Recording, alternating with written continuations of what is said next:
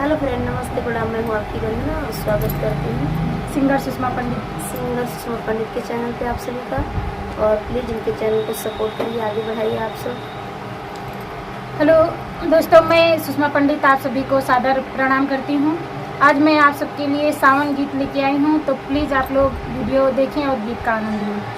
बदरा चढ़ी आइली आसमनवा, घेरे घेरे बरसे सावनवाना। बदरा चढ़ी आइली आसमनवा, घेरी घेरी बरसे सावनवाना। घेरी घेरी बरसे सावनवाना, बदरा चढ़ी आइली आसमनवा, घेरी घेरी बरसे सावनवाना।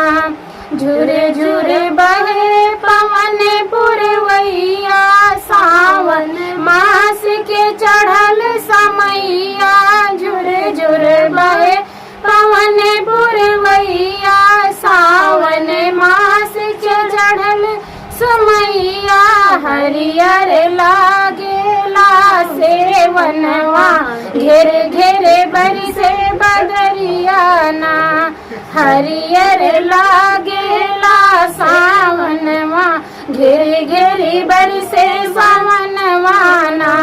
बदरा चढ़ आइल आसमनवा, घेरे घेरे बरसे सावनवाना। रतिया दिना बिजुली जब चमके, रतिया दिना बिजुली जब चमके। बरसन लागे तेज धम धम के, बरसन लागे तेज धम धम के। धम के घरवाया और अंगनवा, घेरी घेरी बरसे सावनवाना। धम बरखा बदरा चढ़ी आइल आसमनवा, घेरी घेरी बरसे